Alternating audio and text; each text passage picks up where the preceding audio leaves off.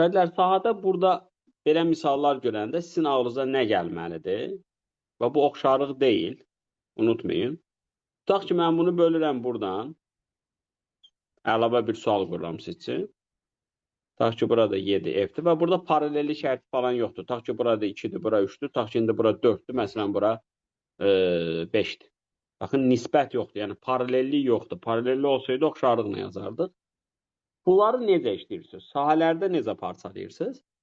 Götürürsünüz üç bucaqda bu bucağa nəzərən baxırsınız. Çünki bu üç bucağın ortaq bucağı bir A'dır, görürsünüz. Bir də böyük üç bucağın ortaq bucağı A'dır. Və üç bucağın saha qaydası vardı iki tərəf və bucağa görə. AB sinüs alfa bölü 2. Baxın, bu bucaq sabit qaldığına görə, bölü 2 də sabit qaldığına görə. Onda bu hasillər dəyişilir. Bax, belə eləyəcəm. Baxın, xırdalığa baxın. 2-ni 4-ə vuracam, bura 8S yazacam. Sonra bu tərəf nə qədərdir? 5. Bura nə qədərdir? 9.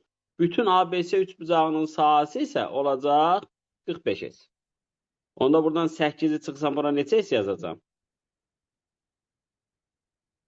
Anladıq? Bu yenə də deyirəm, oxşarlıq deyil. Bu hansı qaydadır? A vur B vurulsun sinus alfa bölünsün 2 qaydasıdır. Aydındır mı? Danışın. Bəli. Bəli, müəllim, bəli.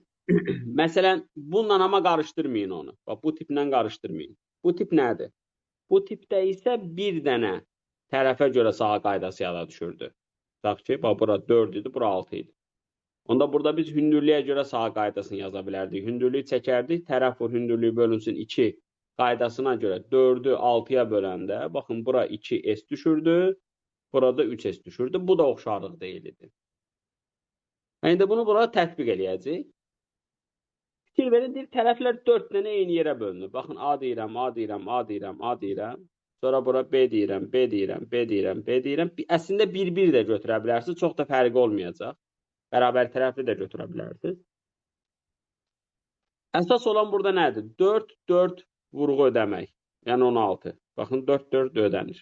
İndi nə edirəm? 1 vur 1. Baxın, gəlirəm, bura bir dənə S yazıram. 2 vur 2. Onda nə qədər eləyəcək? 4. 4-dən bir dənəni çıxanda bura 3S yazıram. Anladıq? 1-i vurduq 1-ə. Bura bir dənə S yazıram. 1-i vurduq 1-ə, yəni B-ni S-yə vurduq. Bura nə olur? 1S yazıram. Nə deyirdik? İştiqlənmiş hissə sahəsi ABC üçbucağının sahəsi. Bəs ABC üçbucağı nə qədərdir? ABC üçbucağında da iki tərəfə görə götürəndə, baxın, buralara görə götürəndə 4A vurulsun 4B yazacaq. Bu da olacaq 16S. Onda 16S-dən bir dənə, 2 dənə, 3 dənə və 6 dənə. 3 dənə də orada. 6 dənəni çıxacam. Onda burada nə qalacaq? 10S. Anladıq mı? Bərabərliklər ödənir, 4-4-4. Ödənməsə biraz çətin məsələdir.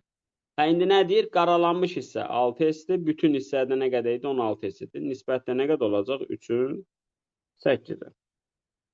Bildik. Düşüb belə sual qəbul. Bəli.